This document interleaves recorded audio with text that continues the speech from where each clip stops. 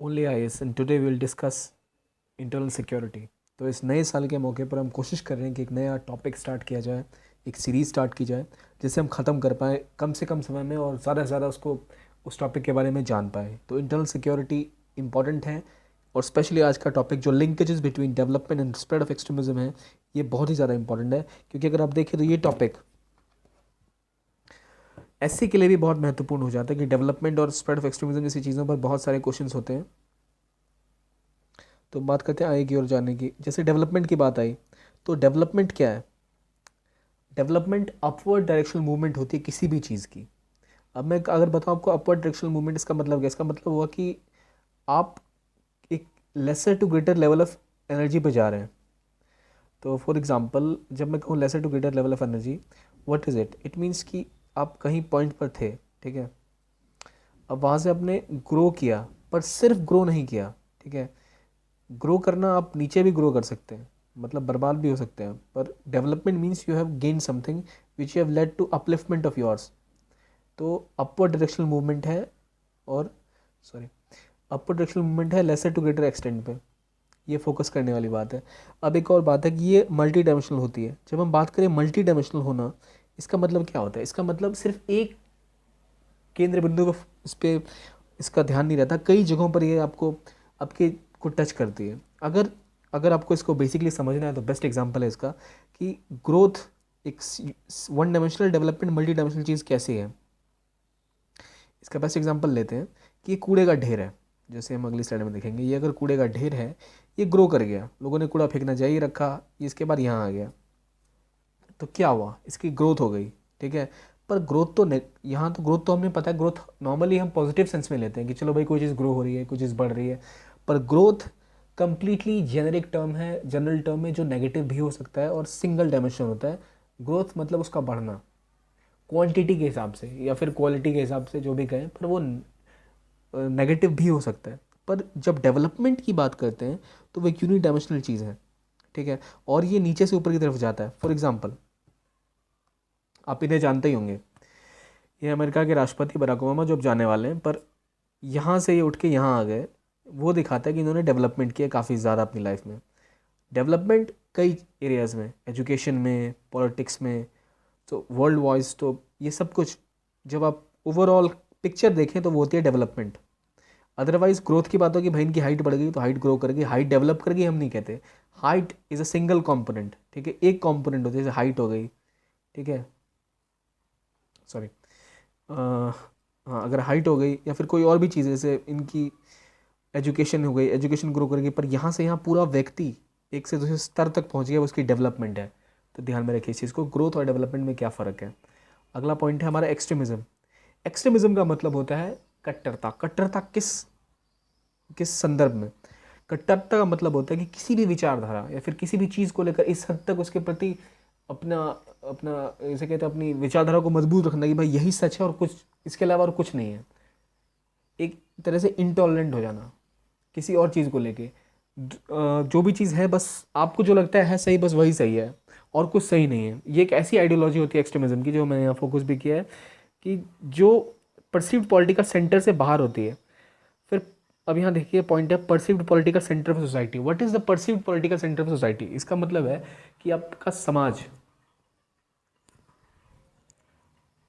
समाज किस तरह की विचारधारा को नॉर्मली एक आम रूप में उसको रखता है संदर्भ में। से भारत क्या है? भारत एक जिसे कह सकते हैं एक सेकुलर देश है, और इसमें कई तरह की डाइवर्सिटी है, अनेकता में एकता की बात है। वहाँ पर आप एक एकतावादी एकात्मक सोच नहीं रख सकते। अगर आप एकात्मक सोच रखेंगे और उसी को पकड़ के उसी पे बैठे रहेंगे, ये वो दर्शाएगा कि आपने जो नॉर्मल मॉरल कोड है, नॉर्मल मॉरल कोड मतलब जो आम जीवन में जिस देश की नॉर्मल मॉरल कोड है उसके खिलाफ जा रहे हैं आप, ठीक है। अब अगर आप अमेरिका में चले जाएं और आप कहीं भाई कम्युनिज्म कम्युनिज्म कम्युनिज्म, तो वो तो उनकी बेसिक मॉरल कोड, जो उनके पॉलिटिकल मॉरल कोड है, उनका जो नैतिक कोड है अमेरिका में, वो उनकी स्ट्रक्चर का वो है कैपिटलिज्म, वो है डेमोक्रेसी, लिबरलिज्म। तो वहाँ पर गलत हो जाएगा वो। इसी प्रकार से अगर कोई भी व्यू कॉन्ट्री टू आपकी बिलीफ का है तो आप उसको एक्सेप्ट नहीं करेंगे। जैसे भाई साहब यहाँ बोल रहे हैं go to hell, freedom go to hell, ठीक है, फ्रीडम कुछ नहीं है भाई, जो है हमारी बातें वही सही हैं। अब ये रिलीजियस हो सकता है, ग्रुप का हो सकता है, पॉलिटिकल हो सकता है, सोशल हो सकता है, एक्सट्रीमिस्ट आप घर में अपने हो सकते हैं एक्सट्रीमिस्ट, कि भाई मैं एक्सट्रीमिस्ट का एग्जांपल लेता हूँ। कुछ लोग होते हैं कि वो एक ब्रांड प्रेफर करते हैं, ये ब्रांड का फ़ोन मुझे लेना है, यही ब्रांड के कपड़े पहनने चाहिए, सबको यही लेना चाहिए। वो आप रोड पे आपसे लड़ जाएंगे बंदा कि भाई यही सही है। ही इज़ एक्सट्रीम किस चीज़ को लेकर, अपनी उस पर्टिकुलर विचारधारा को लेकर। तो ये हमें ध्यान रखना चाहिए। तो हमने देखा डेवलपमेंट क्या, एक्सट्रीमिज्म क्या है। एक्सट्रीमिज्म जो सोसाइटी में घुसता है वो सोशल एक्सट्रीमिज्म बन जाता है, या रिलीजन की वजह से वो तो रिलीजियस एक्सट्रीमिज्म हो गया। अब यहाँ देखते हैं कि डेवलपमेंट और स्प्रेड ऑफ एक्सट्रीमिज्म जो है, पहले वर्ल्ड वाइड एक एग्जांपल ले लेते हैं, फिर नेशनल में घुसेंगे कि क्या संबंध है दोनों में, लिंकेजेस क्या है। पहली बात, ये ऊपर एक गोल्डन क्रेसेंट है, यहाँ एक गोल्डन ट्रायंगल है। ये असल में जितने हेरोइन ड्रग्स का सप्लाई वर्ल्ड ओवर होता है, ये बेसिकली इन 3 जगहों से होता है, तीसरा मैक्सिको, कोलंबिया। तो ये जो 2 पॉइंट हम देख रहे हैं, फॉर एग्जांपल ये जो है, ये हमारे इंडिया के जस्ट राइट और लेफ्ट में है। इसकी वजह से हमारी यूथ पर हमेशा खतरा बना रहता है कि यहाँ से जो भी आपके ड्रग्स वगैरह का उत्पादन होता है अफगानिस्तान के रीजन में, या फिर यहाँ हुआ साउथ ईस्ट एशिया में, यहाँ मूव करता है this to this and then यहाँ से यहाँ। तो ये जो मूवमेंट है इसका इंडिया एक हिस्सा है। तो ये फिर यहाँ से यहाँ अफ्रीका जाता है, और यहाँ से फिर इस कॉन्टिनेंट में स्प्रेड करता है ऊपर की तरफ। तो इंडिया बीच में फंस के रह जाता है। तो हमारी यूथ को बहुत खतरा है इससे, और ये हमारे एरिया में आता है। और कोई अगर नशे का प्रोन है, ज़रा उसको समस्या होती है कि आराम से बहक जाता है वो। तो ये सर्कल हमेशा याद रखना चाहिए कि हमारी पोजीशन जियोलॉजिकल जो है वो एक तरह से खतरनाक है।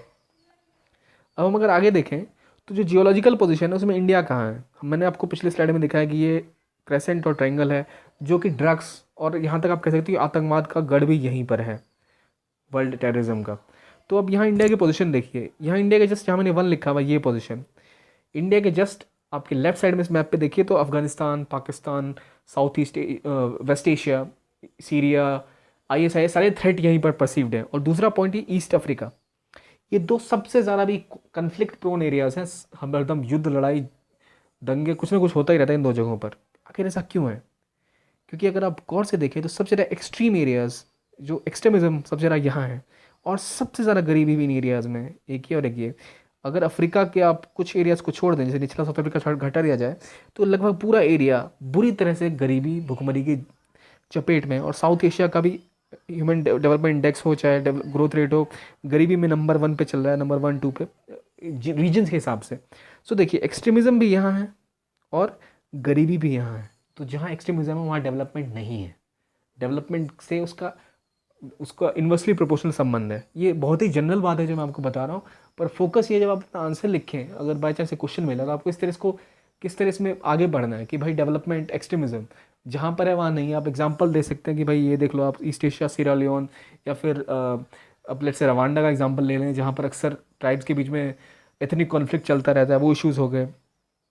तो डेवलपमेंट नहीं हो पाती। और सबसे ज़्यादा एक्सट्रीमिस्ट एरियाज, एक्सट्रीमिज्म से ग्रस्त एरियाज में सबसे कम डेवलपमेंट है वर्ल्ड ओवर। अब एक और एग्जांपल देखते हैं, हाई इनकम कंट्रीज़ कौन सी है। ये Canada, Scandinavian countries, European countries, Australia, और 21 South American countries like Chile वगैरह।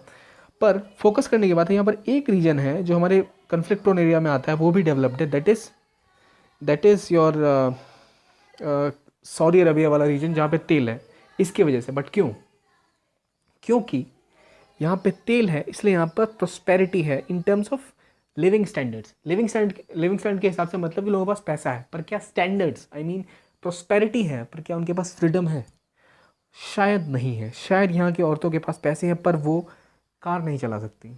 यहाँ पे लोगों के पास बेसिक लिबरल राइट्स नहीं है, अपने विचार नहीं प्रकट कर सकते, आपको फ्रीडम नहीं है। क्योंकि यहाँ पर अभी तक एक्सट्रीमिज्म काफ़ी ज़्यादा हावी है, रिलीजियस एक्सट्रीमिज्म हो गया, कोई भी तरह की बातें होंगी, इस वजह से एक हद तक आपकी आज़ादी सिमटी हुई है। वहीं अगर हम इन एरियाज़ में देखें तो आपको पता चलेगा डेमोक्रेटिक हैं। ये जापान को भी ले सकते हैं इसमें। और स्कैंडिनेविया तो बेस्ट एग्जांपल है इक्वलिटी का, और laser number of extremist element है इन सोसाइटीज़ में।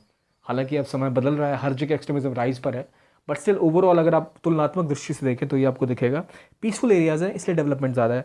यहाँ मॉनेटरी प्रोस्पेरिटी है, पैसा है, पर फ्रीडम नहीं है। So we can also come to conclusion कि पीस बराबर पैसा बराबर प्रोस्पेरिटी।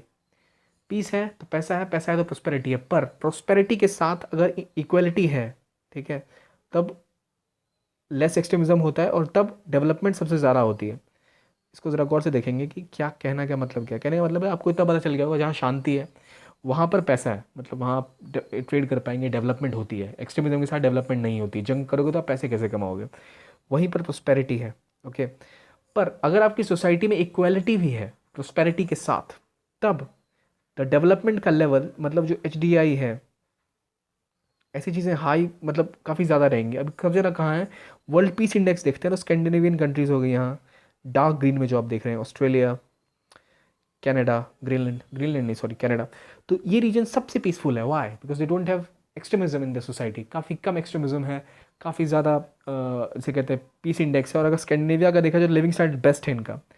तो इससे हम देख सकते हैं कि नॉर्वे, स्वीडन दुनिया के बेस्ट एग्जाम्पल है, मोस्ट पीसफुल कंट्रीज, लेस्ट एक्सट्रीमिज्म नहीं है, डेवलपमेंट ज़्यादा है, इक्वलिटी है काफ़ी ज़्यादा। गिनी कॉफिशेंट की जब हम बात करते हैं तो स्कैंडिनेवियन कंट्रीज़ नंबर 1 पे आती है। स्कैंडिनेवियन कंट्रीज़ मतलब ये एरिया जो आपके इस ग्रीन डार्क जोन में है, डेनमार्क, नॉर्वे, स्वीडन जैसे कंट्रीज़।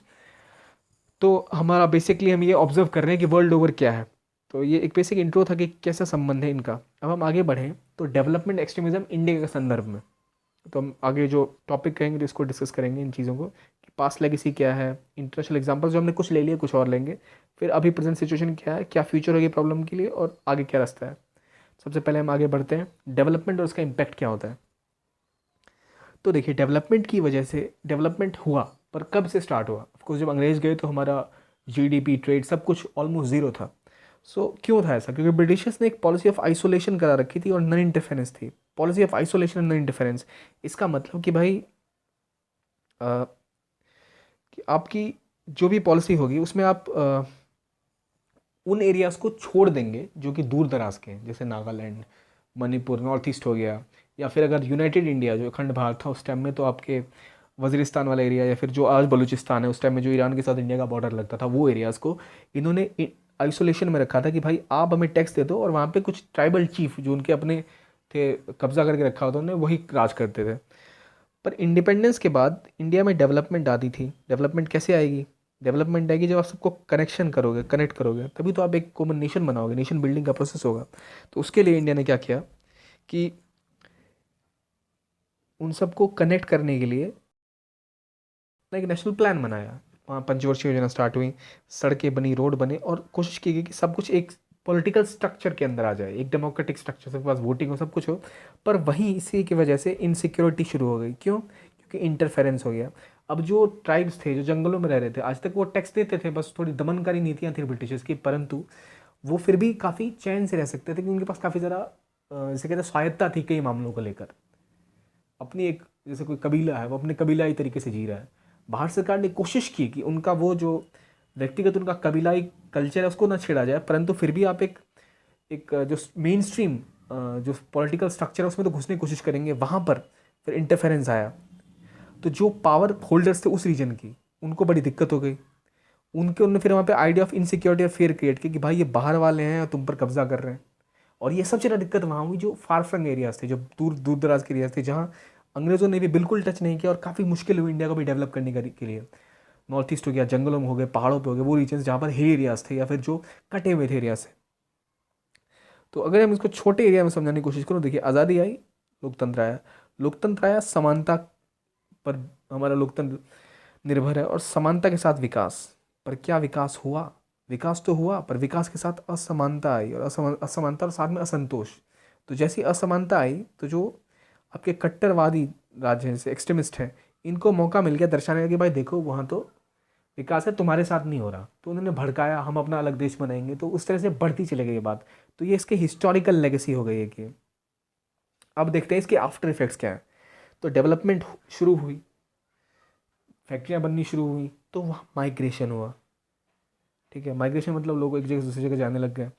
तो इसकी वजह से कई जगह पर इंटरनल और एक्सटर्नल इश्यूज क्रिएट होने लग गए।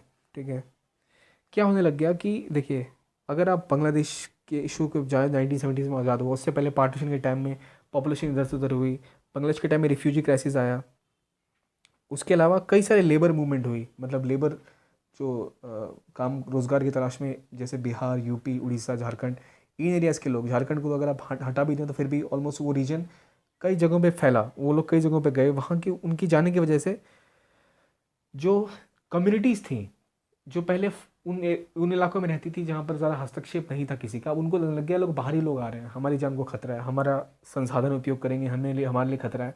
फिर जो सरकारी योजनाएं भी थी उनमें तंत्र में कई समस्याएं थी, उन्होंने फैक्ट्रीज खोली, पर जो जिन लोगों के घर के पास फैक्ट्री खोली उन्हीं को फ़ायदा नहीं हुआ। तो भयंकर इससे माइग्रेशन की समस्या पैदा हुई, लोगों में शक की वो हो गई। और माइग्रेशन अगर जैसे कई हमारे देश में इलीगल माइग्रेंट्स जो बांग्लादेश वगैरह से आ जाते हैं, तो वो एक बहुत बड़ी समस्या असम में, मणिपुर में। अब इसी का इस्तेमाल किया कई लोगों ने, इसको रिलीजियस कलर दे दिया, धार्मिक बना के इसको कट्टरता के दिखा दिया। अब बड़ी दिक्कत है, आप पहचान नहीं सकते कौन देश का है कौन विदेशी है। एक एग्जाम्पल है इसका। अगली बात है कि फिर इनइक्वालिटी की। इनइक्वालिटी में आपकी बात आती है डोमिनेशन और लॉस ऑफ पावर। डोमिनेशन मतलब पुलिस आई जो पहले नहीं हुआ करती थी, उन्होंने डोमिनेट किया उन रीजन्स को, और जो वहाँ पे पावर था जिनके पास पहले, उनकी पावर चलेगी। ठीक है। अब बड़ी बड़ी कंपनियाँ आ गई, पहले वहाँ पे वो गड्ढा खोद के खुद ही अपने कोयले पे कब्जा करके रखते थे, तो वहाँ इनइक्वालिटी अब क्रिएट होने लग गई। इनइक्वालिटी के साथ लॉस ऑफ पावर भी हो गया, और जो कम्युनिटी थी जिनकी जो एक जंगल में कुछ लोग रहते थे, वहीं की लकड़ियाँ जलाते थे, अब कोई आया उनको हटाया और ज़मीन पे कब्जा कर लिया। एक्सट्रीमिज़म वहाँ पैदा हुआ। अब उनके अंदर एक आवाज़ सरकार ने सुनी नहीं, तो वो क्या करेंगे, हथियार उठ जाएंगे या फिर उनका उपयोग करेंगे, और पावर पॉलिटिक्स स्टार्ट होगी उन ग्रुप्स के बीच में जिनकी पावर पहले वहाँ थी, कि मेरा ट्राइब कुछ एरिया में था और एक आपकी ट्राइब कहीं और थी। मेरे ट्राइब को पता चला भाई अब ये लोग तो आने वाले हैं, अब सरकार आ रही है, उन्हें इस पूरे एरिया पे अब पुल बनेगा तो भाई, या फिर कोई रोड बनेगा, तो मैं अपना ताकत दिखाने की कोशिश करूँगा कि नहीं भाई मेरे एरिया है, ये पूरा एरिया मेरा ही है, तुम्हारा एरिया भी मेरा ही है। सरकार को इस तरह कोशिश करूँगा जताने की, सरकार मेरे साथ एग्रीमेंट करेगी या मेरे से बात करेगी, और फिर तुम सरकार के खिलाफ चले जाओगे, या फिर ऐसी समस्याएं खड़ी हो जाती हैं। तो इस वजह से पावर पॉलिटिक्स भी स्टार्ट हो गई। और एसिमेट्री ऑफ डेवलपमेंट बहुत बड़ी प्रॉब्लम है हमारे देश में, खासतौर पे ये कि अगर आप देखें तो जो भी लेफ्ट विंग एक्सट्रीमिज्म है वो इंडिया के ईस्टर्न पार्ट्स में है, बंगाल, बिहार, झारखंड, उड़ीसा, कुछ हद तक तेलंगाना के रीजन्स में था जहाँ घट चुका है, क्योंकि वहाँ काफ़ी डेवलपमेंट हुई है पिछले कुछ सालों में। तो डेवलपमेंट नहीं हुई, वेस्ट साइड में हुई, गुजरात, महाराष्ट्र, ईस्ट साइड में नहीं हो पाई उस हद तक। तो इसलिए वहाँ एक्सट्रीमिज्म काफ़ी ज़्यादा हो गया, लेफ्ट विंग स्पेशली, क्योंकि लोग असमानता देख रहे थे और संसाधन अक्सर ये हमारे ईस्टर्न कोस्ट से काफ़ी ज़्यादा गए। तो वो उसके साथ ही इकोनॉमिक डिस्पैरिटी हो गई कि सोशल अनरेस्ट क्रिएट हुआ। इकोनॉमिक डिस्पैरिटी कहने का मतलब है कि एक तबका काफ़ी ज़्यादा अमीर होता चला गया और एक गरीब होता ही चला गया, और सोशल अनरेस्ट पैदा हुआ। इसी के कारण से गांव में जो किसान थे वो परेशान होने लग गए, उनकी ज़मीनें छीनी जाने कई कई किसानों की ज़मीनें गई, कुछ लोगों के जंगल गए।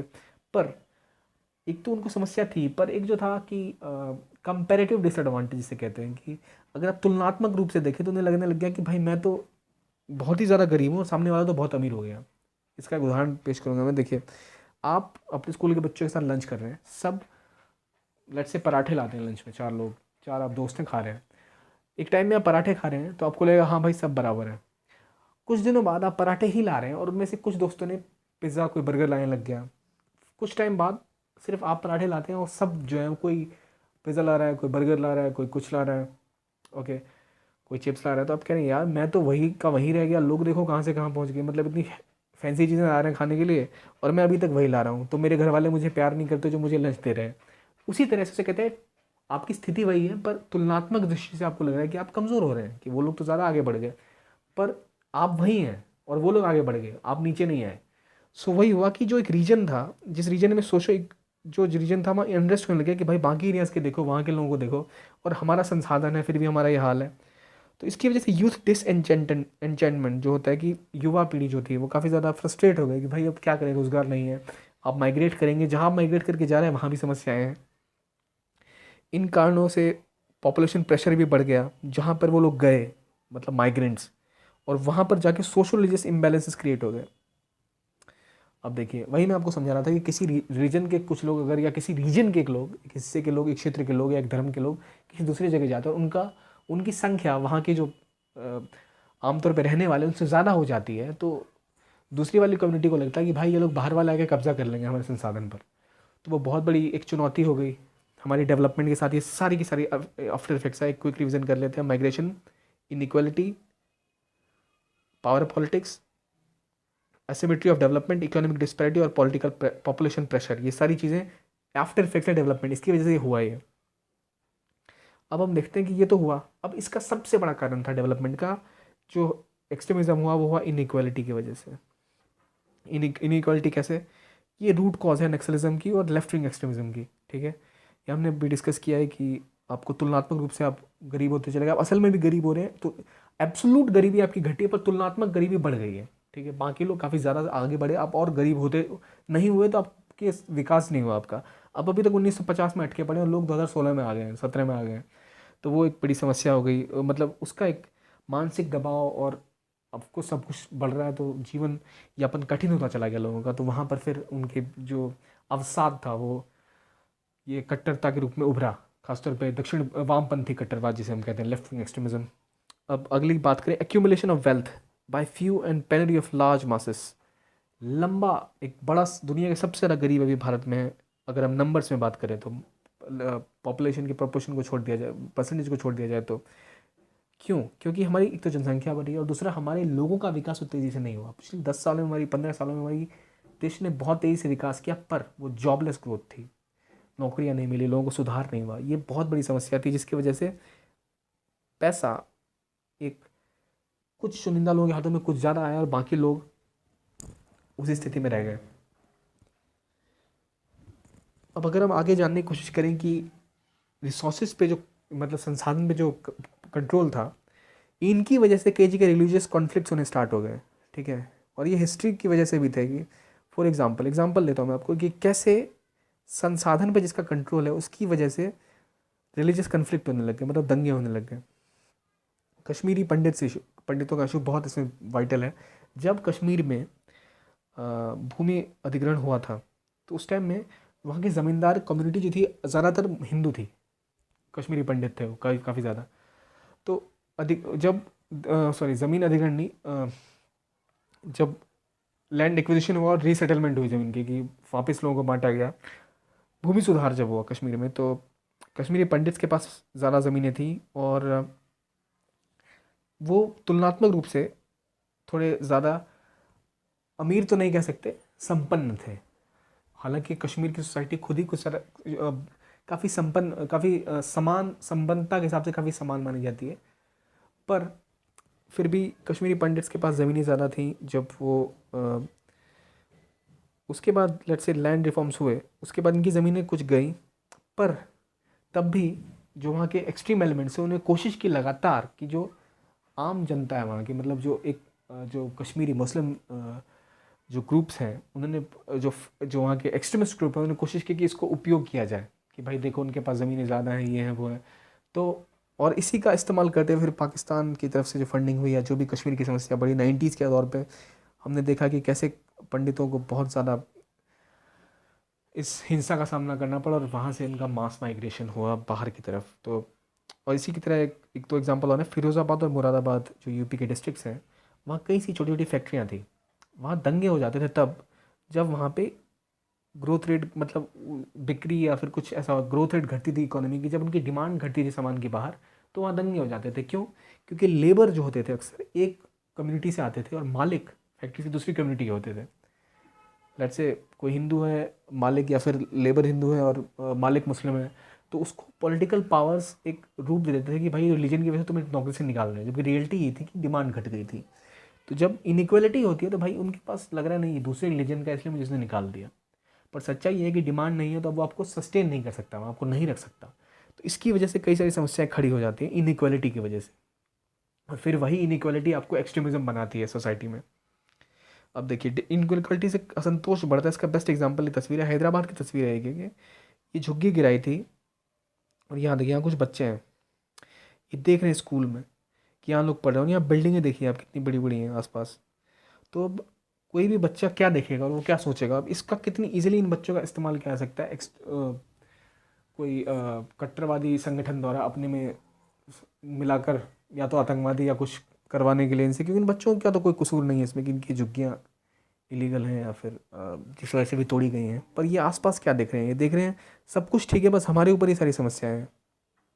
इसीलिए वेलफेयर स्टेट से कहते हैं ना, कल्याणकारी एक राज्य का की जो का गठन जो नीति निर्देशक सिद्धांतों के तहत भी दिया गया डीपीएसपी के अंदर, तो हमें कोशिश करनी चाहिए कि एक बेसिक क्वेश्चन हो ऐसी लोगों के लिए ताकि वो एक्सट्रीमिज्म में ना जाए, समानता रहे सोसाइटी में, एक बेयर मिनिमम कम से कम कुछ संसाधन सबके लिए उपलब्ध होने चाहिए, जैसे अब राइट टू फूड है, राइट टू एजुकेशन है, पर क्या वो इम्प्लीमेंट होता है? नहीं होता। अगर इम्प्लीमेंट नहीं होगा तो हमारी सोसाइटी कभी भी एक्सट्रीमिज़म के राक्षस से नहीं लड़ पाएगी। कट्टरवाद को हराने के लिए आपके अंदर सबसे पहले यही बात होनी चाहिए कि आपकी सोसाइटी में एक लॉ फॉलो होना चाहिए, रूल ऑफ लॉ होना चाहिए।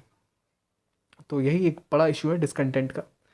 अब आगे देखते हैं। अब देखिए लेफ्ट विंग एक्सट्रीमिज़म जो फैला है इस रीजन में फैला है, वही मैं आपको बता रहा था कि बिहार, बंगाल, झारखंड, छत्तीसगढ़ जंगल के एरियाज़ हैं, रिसोर्सेज के एरियाज़ हैं।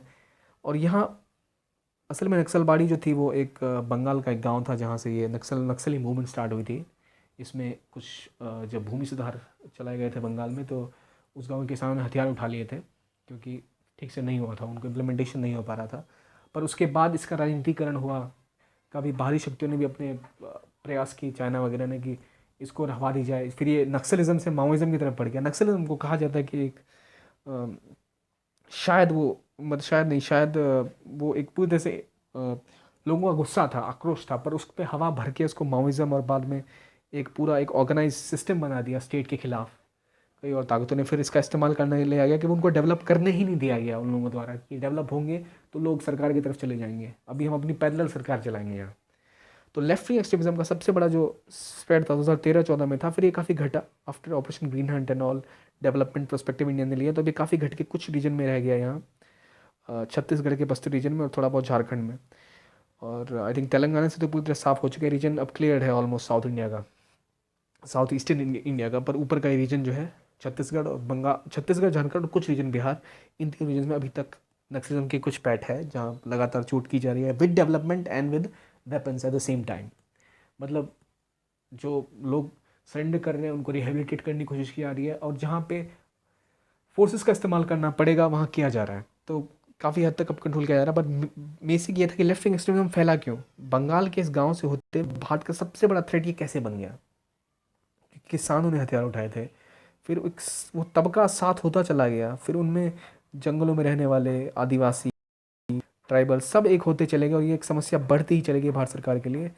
और आखिरकार अब इसका एक ही निदान है कि आप विकास करें हर एरिया में। अगर वहाँ पे इम्प्लीमेंट नहीं हुआ किसी की, जैसे पोस्को या न्यामगरी हिल्स का जो इशू था कि काफ़ी सारा एफडीआई आना था, पर वहाँ के लोगों के लिए इससे कुछ ना हुआ।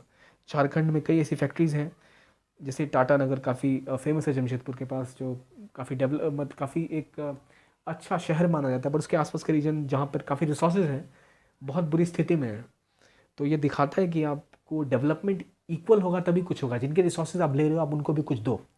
तो अब सरकार ने यही कोशिश की है कि अब माइन पॉलिसी है तो उसके हेल्प भी कोशिश है कि जो वहाँ की कम्युनिटी है उनका पहले फोकस होगा, उनको रिहेबिलिटेट करना, वहाँ के स्कूल खोलना, वहाँ के बच्चों को पढ़ाना। तो ये हमारा बेसिक लेफ्ट विंग एक्सट्रीमिज्म का स्प्रेड है।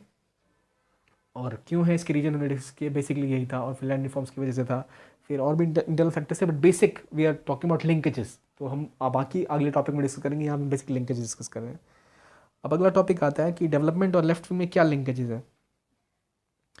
जहाँ भी मोस्ट वायलेंस हुआ, ठीक है, वहाँ पे गवर्नेंस डिफिसिट था, मतलब सरकारी तंत्र पूरी तरह बर्बाद हो चुका था। वहाँ पे लोगों के पास बेसिक सुविधाएं नहीं थी, जैसे हेल्थ केयर हो गया, प्राथमिक उपचार, शिक्षा, रोड, बिजली, पानी, कुछ नहीं था। तो वहाँ के लोगों को आसानी से बरगलाया जा सकता था, उनका इस्तेमाल हुआ इसमें। और इसको और फिर यहाँ जोग्राफिकल इंडिकेटर्स दिखे जाएँ या फिर सोशो इकोनॉमिक इंडिकेटर्स दिखे जाए, मतलब वहाँ की एजुकेशन का लेवल देखा जाए, वहाँ पे पहुँचना उनका टेरेन बड़ा मुश्किल था, कनेक्टेड नहीं थे स्टेट से वो, मतलब आम मतलब देश के एक मेन लैंड से। तो वो भी एक बड़ी समस्या थी। फिर वहाँ पे ड्रग ट्रैफिकिंग काफ़ी ज़्यादा थी, यूथ पॉपुलेशन एट्सेट्रा।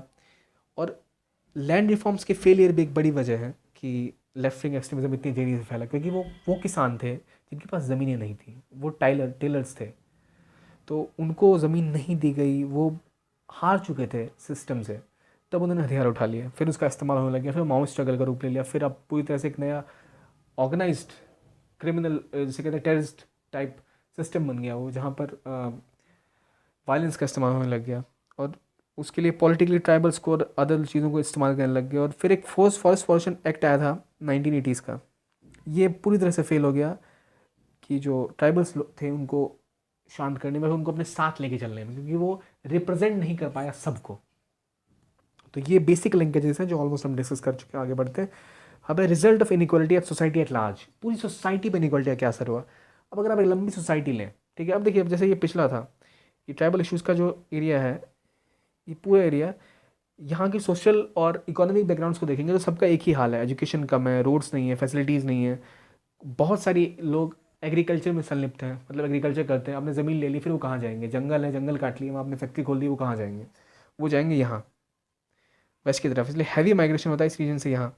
और माइग्रेशन होती है तो फिर वहाँ इंटरनल एरियाज़ में इश्यूज़ हो जाते हैं। महाराष्ट्र या फिर बेंगलोर में, या फिर कर्नाटका या दिल्ली या पंजाब, जो भी रीजन है, वहाँ पे फिर माइग्रेशन इश्यूज़ होते हैं। फिर वहाँ सन ऑफ सॉइल, वहाँ समस्या। मैंने कहा था, जब माइनॉरिटी की वजह से मेजॉरिटी परेशान हो जाए, फिर यहाँ के लोगों को लगेगा कि भाई ये बाहर से आए और हमारे रिसोर्स पे कब्जा करके बैठे हैं। तो महाराष्ट्र, तो फिर ये जो समस्या होने लगती है महाराष्ट्र में, या फिर महाराष्ट्र में पहले तमिलियंस को भी झेलना पड़ा था ये, तो ये इसी वजह से होता था कि आपको खुद के लिए असुरक्षा हो जाती है कि संसाधन बहुत कम है, जनसंख्या बहुत ज़्यादा है। तो ये अब यहाँ भी गए तो इन्हें कुछ झेलना पड़ा, तो ये घूम के वापस आ गए। वापस आए तो ये इनको कुछ मिला नहीं, इन्होंने हथियार उठा लिए। तो ऐसी कुछ एक दो अगर आपको इस पर डिटेल में करना है, किताबें तो आपने पढ़ी होंगी, टॉपिक्स भी डिस्कस करेंगे। मैं दो मूवीज़ बताना चाहूँगा।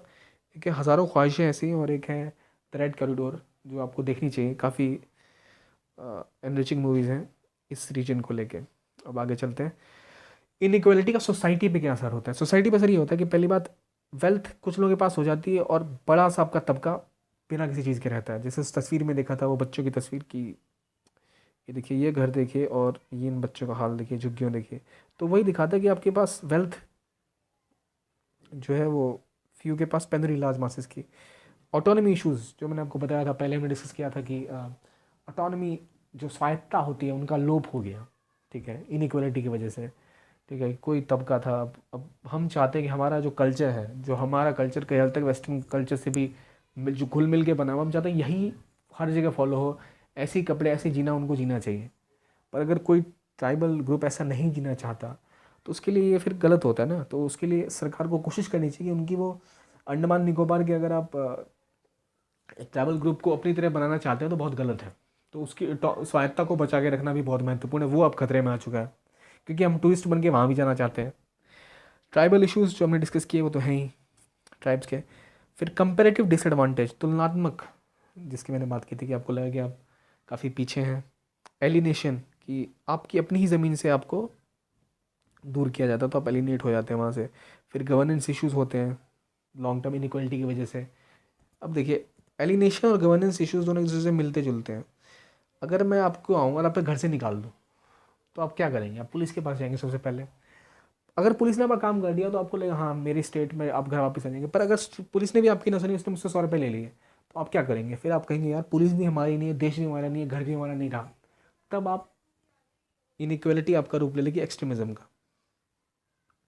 तब आप उठा लेंगे हथियार, क्योंकि तो आपके पास कोई ऑप्शन नहीं बचेगा। तो अगर रूल ऑफ लॉ होता तो कोई समस्या नहीं होती। उसी तरह इसी का, इनइक्वालिटी का इम्पैक्ट सोसाइटी पे भी होता है। हाई पॉपुलेशन ग्रोथ होती है तो गरीबी बढ़ती है। यूपीएससी एक टॉपिक भी था, ग्रोथ और पॉपुलेशन से, सॉरी, पॉपुलेशन पॉवर्टी से रिलेटेड। ठीक है, दोनों एक दूसरे को फ्यूल करते हैं। पॉपुलेशन से आपकी पॉवर्टी बढ़ती है, पॉवर्टी से आपकी पॉपुलेशन बढ़ती है, और उसी तरह एनवायरनमेंट पॉल्यूशन भी आपकी पॉपुलेशन से बढ़ता है। और पॉपुलेशन बढ़ता किससे? इनइक्वालिटी से। गरीब अमीर लोगों के पास फैमिलीज जनरली देखेंगे छोटी होती हैं, जितने गरीब होंगे, अशिक्षा होगी, फैमिली उतनी बड़ी होती है, क्योंकि एग्रीकल्चर में होते हैं, उनको चाहिए होता है ज़्यादा man power. Society forward move नहीं कर पाती। तो ये इश्यूज़ हो गए हमारे सोसाइटी पे। इसका क्या इम्पैक्ट होता है? अब अगर हम आगे देखें तो है कुछ एग्जांपल्स हैं ऑटोनॉमी के इश्यूज़ जो स्वायत्ता के हैं। अब से इनर लाइन परमिट हो गया, नागा इशू हो गया, डैम इशू हो गया। अब पहली बात, इनर लाइन परमिट काफ़ी दिनों से काफ़ी लाइमलाइट में है। मैं चाहता हूँ कि आप कमेंट सेक्शन में मुझे जवाब दें कि किन स्टेट्स में इनर लाइन परमिट है अभी लगा हुआ और किन में नहीं है। ये आपके 7 स्टेट्स, आपको बताना है किस में है और किस में नहीं है। अगला इशू ऑफ माइग्रेशन, जो हमने डिस्कस किया है कि बांग्लादेश से भी कुछ लोग यहाँ मूव कर रहे थे। ये जो लैंड एरियाज थे, बिहार, बंगाल के, यहाँ के लोग भी मूव कर रहे थे यहाँ। तो पॉपुलेशन का जो घनत्व था वो काफ़ी चेंज हो गया। कुछ रीजन के लोग ज़्यादा हो गए, अपने उनके खुद की पॉपुलेशन थोड़ी घटी, कंपेरेटिवली थोड़ी घटी, पर असुरक्षा वहाँ पे पैदा की गई फ्रिंज एलिमेंट्स के द्वारा कि भाई आपकी जनसंख्या चली गई। तो फिर वहाँ और समस्या खड़ी हो गई, माइग्रेशन एक इशू बन गया। और फिर ये लोग जब मतलब जो नॉर्थ ईस्टर्न स्टेट्स हैं, वहाँ के लोग जब मुंबई, दिल्ली ऐसे एरियाज में आ गए, जहाँ आमतौर पे काफ़ी ज़्यादा इनके साथ रेशियल डिस्क्रिमिनेशन देखा जाता है, काफ़ी गलत तरीके से बर्ताव किया जाता है, तो उससे और भी समस्याएं खड़ी होती हैं। जो वापस जाते हैं तो इन्हें लगता है कि क्या ये हमारा देश है या नहीं, ये एलिनेट महसूस करते हैं, उसको अपना लगता ही नहीं है कि यार ये अब एक तो असमानता है, उसके बाद आप एक गलत तरीके का बर्ताव उनके अंदर और समस्या, उनकी सोसाइटी के लिए और समस्या खड़ी कर देता है। फिर एथनिसिटी की समस्या आती है जो यहाँ अंदर है, कि नागा हिल्स या फिर मणिपुरी हिल्स की बात करें तो अब मीटी कम्युनिटी को लगता है कि ये हम यहाँ के असली बाशिंदे हैं और नागाज यहाँ बाहर से आए हैं। नागाज को लगता है हमारा एरिया है, ये तुम बाहर से आए हो, तो वहाँ झगड़े हो जाते हैं, वहाँ लार्ज स्केल राइट्स हो जाते हैं, दंगे हो जाते हैं। अब एथनिक वायलेंस को सॉल्व करने का तरीका है कि आप बैठ के बात करें, पर वहाँ जब पॉलिटिक्स घुस जाती है या फिर जब उनको बाहर के एलिमेंट्स पैसे देते हैं या कुछ वेपन्स दे के इसका यूज़ करना चाहते हैं पॉलिटिकल माइलेज के लिए, तो बड़ी समस्या हो जाती है और फिर आपके पास माइग्रेशन का इस्तेमाल होता है उसी झगड़े में। तो इन सब चीज़ों पर हम आगे प्रॉपर डिस्कस करेंगे। नॉर्थ ईस्ट इशूज़ को लेकर स्लाइड अगर टाइम मिला तो बनाई जाएगी, पर बेसिक इशूज़ यही है कि आप ऑटोनॉमी को लेकर, माइग्रेशन को लेकर और फिर इंटरनल कन्फ्लिक्ट्स को लेकर आपकी क्या समस्या चलती रहती है रीजन में। अब इसमें सबसे बड़ा इशू है नागालैंड का, जहाँ एक्सट्रीमिज्म और इनसिक्योरिटी काफ़ी ज़्यादा है। इंडिया का लॉन्ग सबसे पुराना जो कन्फ्लिक्ट है नागालैंड में रहा है, और यहाँ पे इनसिक्योरिटी इंटॉलरेंस दोनों है, जिसकी वजह से समस्या खड़ी हुई। लीडरशिप बाहर जाके बैठी है कहीं और वो यहाँ के मासेस को, लोगों को, जनता को परेशान करके रखा हुआ है। वो देखते हैं कैसे। तो अगर आप नागा इशू की क्रोनोलॉजी के लिए जाएंगे तो ये एक है, अगर आपको चाहिए तो आपको पता होना चाहिए एक रिवीजन के लिए। 1946 में नागा नेशनल काउंसिल फॉर्म हुआ था।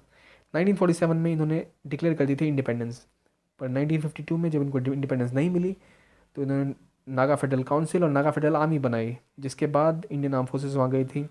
और 1958 में मोस्ट इम्पॉर्टेंट अफ्स्पा आया जो भी कश्मीर में लागू है और काफ़ी ज्वलंत मुद्दा है जो आपको पूरी तरह से पता होना चाहिए। Arm forces special powers act क्या है, कैसे लगता है, कौन सा एरिया डिस्टर्ब एरिया कैसे डिस्ट्रिक्ट कैसे घोषित होता है और उसको कौन हटा सकता है।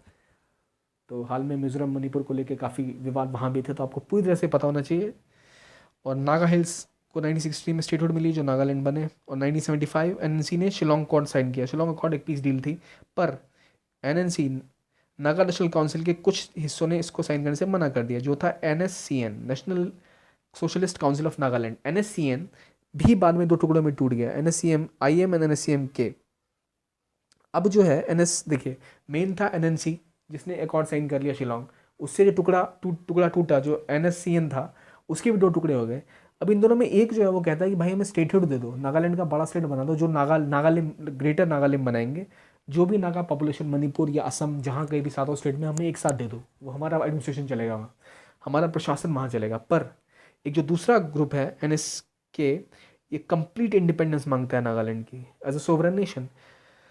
तो मेरा आपसे अगला सवाल है इसी चीज़ को लेके कि कौन सा ग्रुप है जिसने 2016 में ही 15 में और एक पीस अकॉर्ड साइन किया था गवर्नमेंट ऑफ इंडिया के साथ।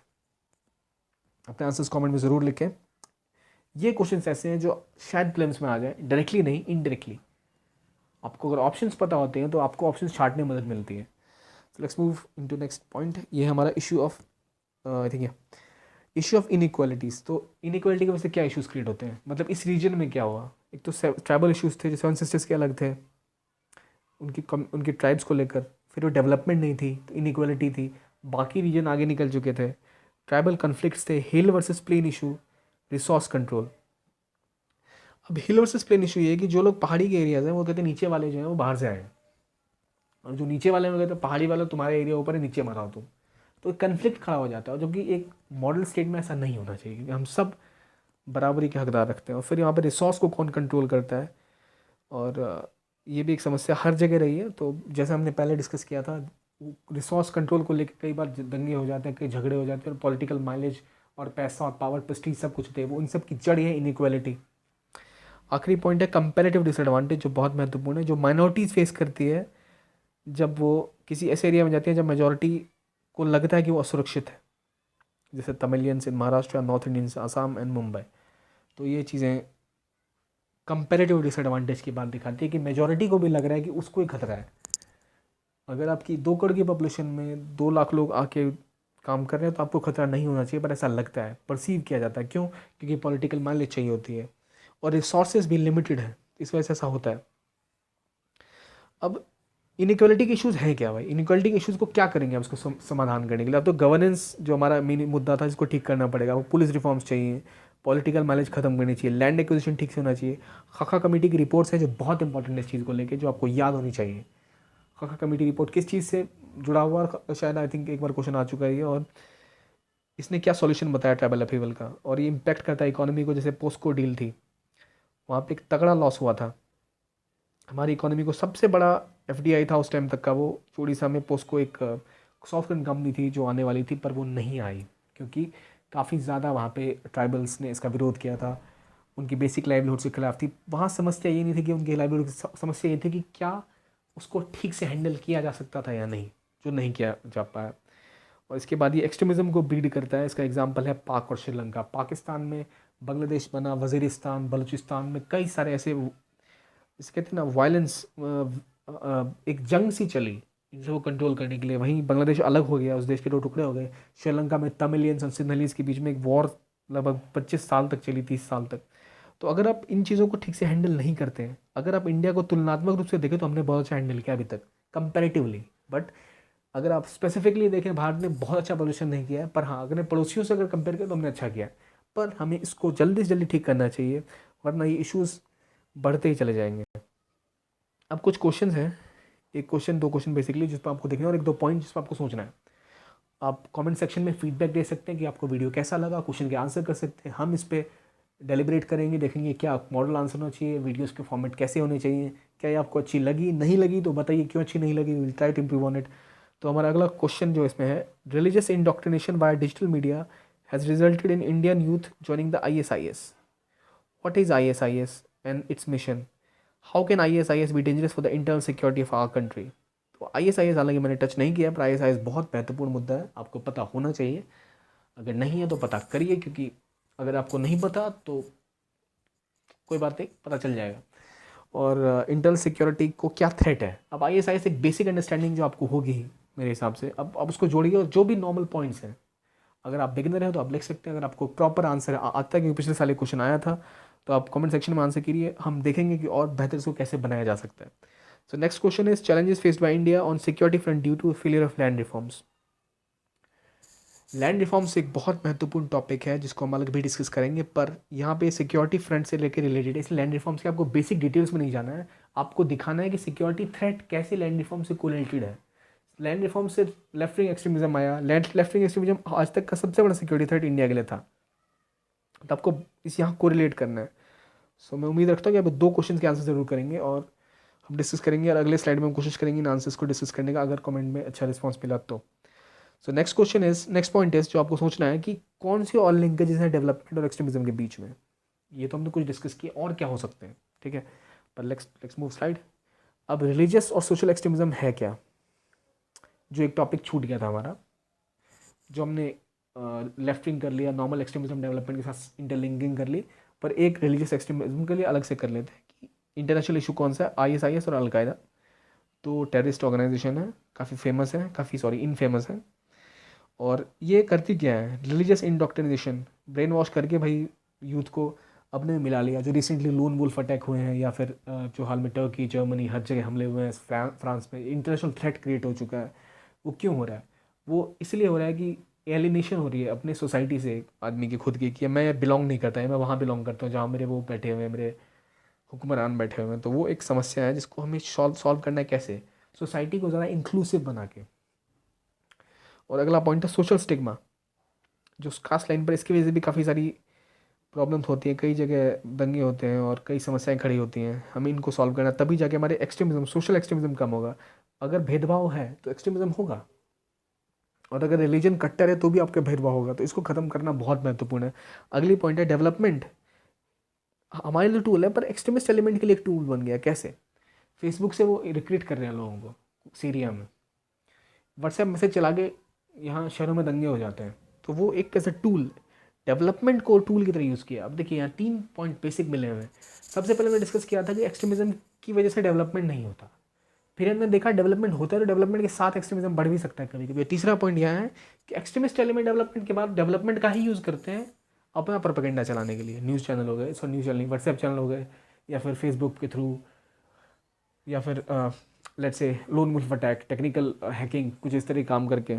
और डेवलपमेंट अगर होगी सिर्फ इकोनॉमिक टर्म्स में तो वो सिर्फ कॉस्मेटिक चेंजेस लाएगी। ये बहुत इंपॉर्टेंट पॉइंट है कि डेवलपमेंट अगर चाहिए तो आपको ओवरऑल डेवलपमेंट करनी होगी, सिर्फ कॉस्मेटिक नहीं।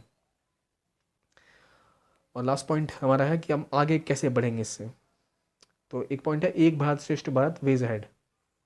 हमें इंडिया को यूनाइट करके एक तरह से और बेटर फैसिलिटीज़ देनी चाहिए, ठीक है।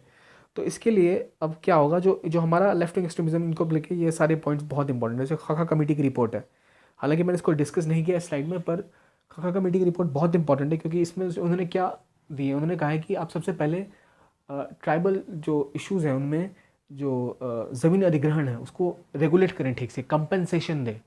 आप कोई भी ज़मीन अधिग्रहण करने से पहले जो रूरल एरियाज़ हैं, जो ट्राइबल एरियाज़ हैं, उनसे सहमति लें, ठीक है। आप उनको रिहेबिलिटेशन के लिए कुछ करें, ठीक है। प्रॉपर इम्प्लीमेंटेशन करें लॉज का।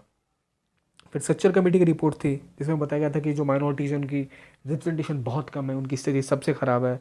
फिर प्लानिंग कमीशन नीति आयोग की अपनी रिपोर्ट्स आई थी, उन्होंने बात की है। और बेसिक फोकस है कि मॉनिटरिंग और डिस्ट्रीब्यूशन कैसे होती है। अगर हम इन सब पे फोकस करें तो हम इस क्वेश्चन को, इस प्रॉब्लम को सॉल्व कर सकते हैं।